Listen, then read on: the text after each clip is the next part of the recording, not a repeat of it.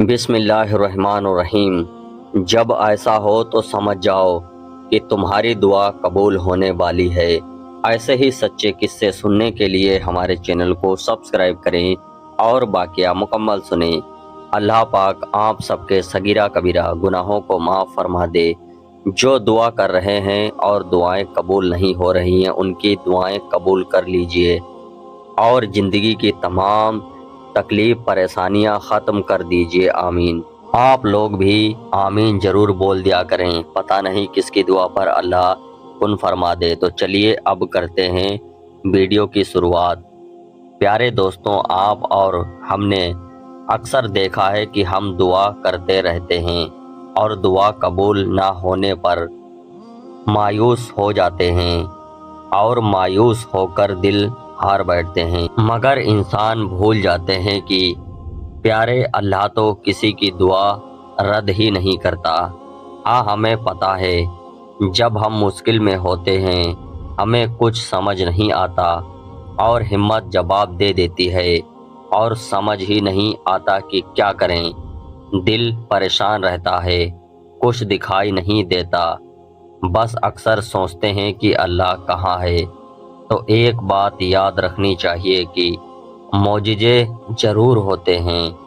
ہم سے بہت ایسے لوگ بھی ہیں کہ سوچتے رہ جاتے ہیں کہ معجزے کیسے ہوتے ہیں۔ تو دوستوں، کن سے فیکون کی کہانی یقین رکھنے والوں کی مکمل کرتے ہیں۔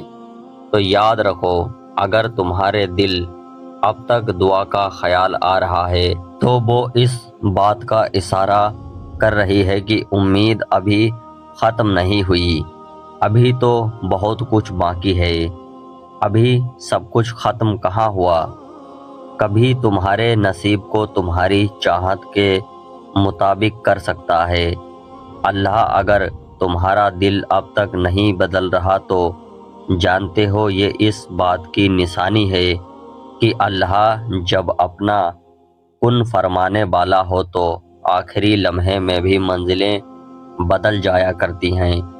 پیارے آقا نبی کریم صلی اللہ علیہ وآلہ وسلم نے فرمایا کہ رات کی ایک گھڑی ایسی ہوتی ہے کہ اس وقت بندہ جو کچھ بھی دعا کرے گا پیارے اللہ قبول فرما دے گا۔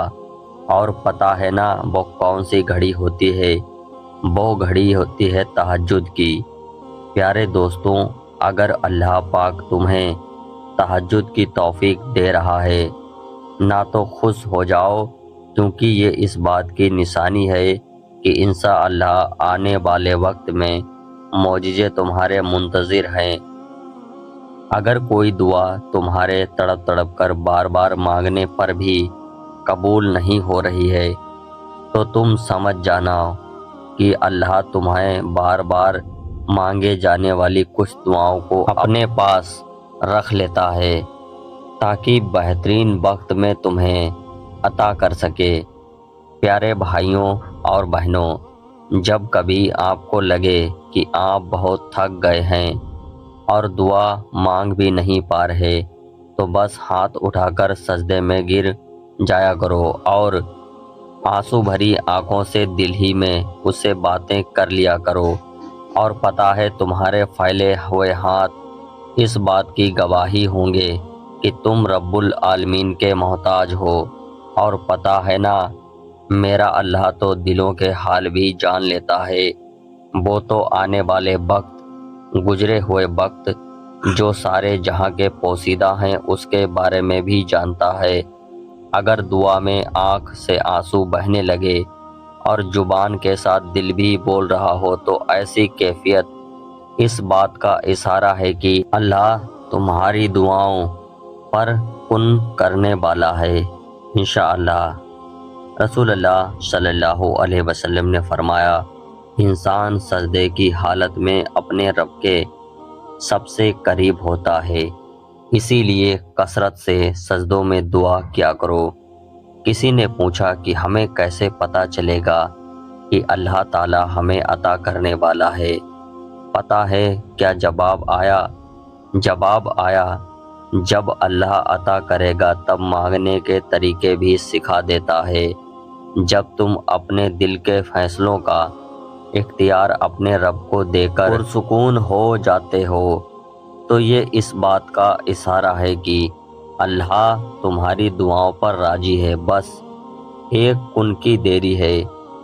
دوستوں، اللہ تعالیٰ سے خوب دعا کرا کریں، نماز کی پابندی رکھیے، تہجد پڑھیے، ماں باپ سے پیار کریے، ان کے فرما بردار بنیے۔